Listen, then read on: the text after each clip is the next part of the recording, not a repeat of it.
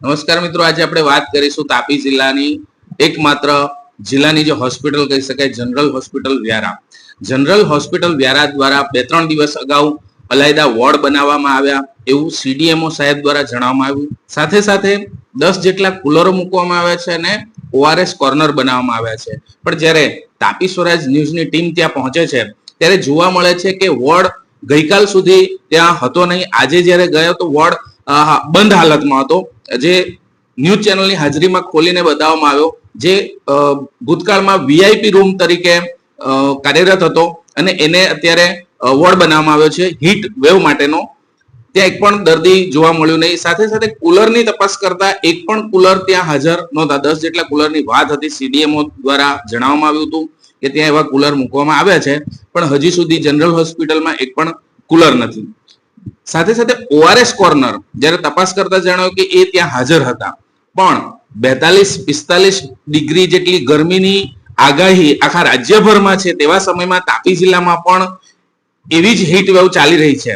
તેમાં દર્દી અને દર્દીના સગાવાલા એમને અગવડતા પડી રહી હોય તેવા પણ દાખલા જોવા મળ્યા. ત્યાં જ્યારે સ્થળ પર ગયા ત્યારે દર્દીના જે સગા રહે છે એમના માટેના જે શેડ બનાવવામાં આવ્યા છે એના પંખા બંધ હાલતમાં જોવા મળ્યા. બપોરના 12 વાગે જ્યારે તાપી સ્વરાજ ન્યૂઝની ટીમ ત્યાં પહોંચે છે ત્યારે પંખા બંધ હતા, ક્યાંક બગડેલા હતા, ક્યાંક સ્વિચો ખરાબ હતી.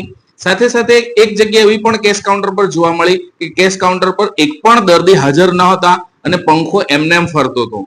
આજે ફરીવાર એ જ કેસ કાઉન્ટર પર જ્યારે અમે પહોંચ્યા ત્યારે જોવા મળ્યું કે દર્દીઓ હાજર છે પણ પંખા બંધ છે. તો ક્યાંક ને ક્યાંક આયોજનનો અભાવ જનરલ હોસ્પિટલમાં જોવા મળ્યો. જ્યારે અમે મળ્યા ત્યાં જ્યારે સુપ્રિન્ટેન્ડન્ટને મળવાની કોશિશ કરી, એ મિટિંગોમાં વ્યસ્ત હોવાના કારણે ફિલિપભાઈ નામના એક અધિકારીને અમે મળ્યા.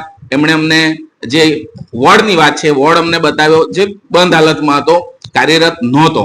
સાથે સાથે એમણે કબૂલ્યું કે 10 જેટલા કુલરો જે જણાવવામાં આવ્યા છે કુલર અહીંયા હાજર નથી. તો ક્યાંક ને ક્યાંક આ ગરમીમાં દર્દી અને દર્દીના સગાવાલાને અગવડતા પડી રહી છે.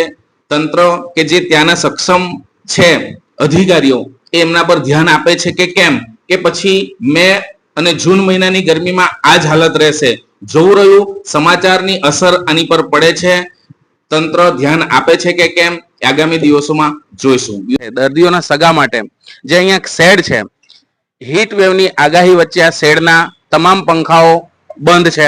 આપ જોઈ શકો છો ભર બપોરે, દિવસના મધ્યમાં ભર બપોરે આ તમામ પંખા બંધ છે. દર્દીના જે સગાવાલા છે અહીંયા આ રીતે પરિસ્થિતિમાં રહેવા મજબૂર છે. આપ જોઈ શકો છો કે બધી સ્વિચો ચાલુ છે પણ એક પણ પંખો ચાલતો નથી. ખરાબ છે, સ્વિચબોર્ડ બંધ છે કે કારણ શું, પણ હાલાકી ભોગવી રહ્યા છે આ નાના નાના બાળકો. આપ જોઈ શકો છો બિલકુલ નાના નાના બાળકો છે જે અહીંયા હિંચકો બાંધીને રહે છે. સવારથી આ પરિસ્થિતિમાં ગરમીમાં સગાવાલા અને નાના નાના બાળકો પણ આવી હાલાકી અહીંયા ભોગવી રહ્યા છે. તો શું હીટ વેવ ફક્ત દવાખાનાની અંદર જ હોય છે? આ બહાર દર્દીના સગાવાલાને હીટ વેવ નહીં લાગે? આજે આખા રાજ્યમાં કાળઝાળ ગરમી ચાલી રહી છે, તેવા સમયમાં આ તમામ પંખા બંધ છે.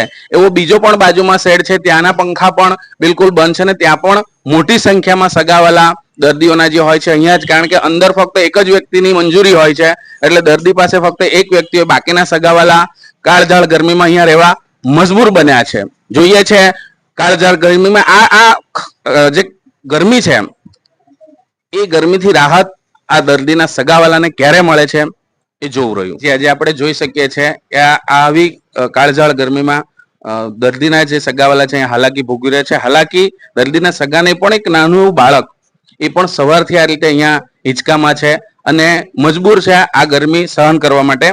આપણે વાત કરીશું એમના સગાવાલા જોડે. જી બેન, આપનું નામ? સુમનબેન. આ જે બાળક છે એ એમના મમ્મી ક્યાં છે? અહીંયા નીચે છે, દવાખાને અંદર દાખલ છે. દાખલ છે અહીંયા. આપ કયા ગામથી આવો છો? ગિરમાડ થી. આ બાળકને અમે સવારથી અહીંયા જોઈ રહ્યા છે. સવારથી આ જ હાલતમાં અહીંયા છે? હા, અહીંયા છે સવારથી. આ પંખા ચાલુ કરવાની કોશિશ તમે કરી હતી? પંખા તો ચાલુ કરે પણ એ ચાલતા જ નથી. તે આપ કેટલા દિવસથી અહીંયા દાખલ છે? 2 દિવસ છે. 2 દિવસથી આ કાળઝાળ ગરમીમાં બાળકો અને સગાવાલા આ રીતે રહેવા મજબૂર બન્યા છે. એક તરફ જ્યારે દર્દીના સગાવાલા માટે શેડમાં પંખા ચાલુ નથી, પણ બીજી બાજુ હકીકત એવી છે કે અહીંયા એક પણ પેશન્ટ કેસ બારી પાસે નથી ને એમને એમ પંખો ચાલુ છે. આપ જોઈ શકો છો કે અહીંયા કોઈ પણ પ્રકારનું એક પણ દર્દી નથી, કેસ બારીએ કોઈ વ્યક્તિ નથી અને પંખો એમને એમ ચાલુ છે. તો ક્યાંક બે બાજુ છે, ક્યાંક પેશન્ટ નથી ને પંખા ચાલુ છે, ને ક્યાંક દર્દીઓ કાળઝાળ ગરમીમાં ત્યાં છે પણ ત્યાંના પંખા બંધ છે. તો ક્યાંક ને ક્યાંક જનરલ હોસ્પિટલ વ્યારાના સીડીએમઓ સાહેબ દ્વારા જણાવવામાં આવેલ વસ્તુઓ, જેમાં એક અલાયદો વોર્ડ સાથે સાથે ઓઆરએસ કોર્નર અને 10 કુલરની વાતો હતી.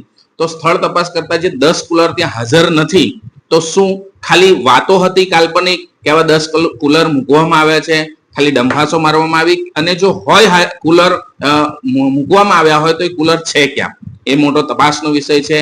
વોર્ડ વીઆઈપી જે વોર્ડ હતો એને અલાયદો વોર્ડ તરીકે એમણે જાહેર કર્યો છે, પણ હજી સુધી એક પણ દર્દી એમાં જોવા મળ્યો નહીં સ્થળ તપાસ કરતા. તો શું આ 42-45 ડિગ્રીમાં છેલ્લા અઠવાડિયામાં કે છેલ્લા 3-4 દિવસમાં વોર્ડ બન્યા પછી એક પણ દર્દી હીટ વેવનો તાપી જિલ્લામાં નથી એવું માની લેવું? જોઈએ છે આ વોર્ડમાં આગામી દિવસોમાં દર્દીઓને લાભ મળે છે કે કેમ.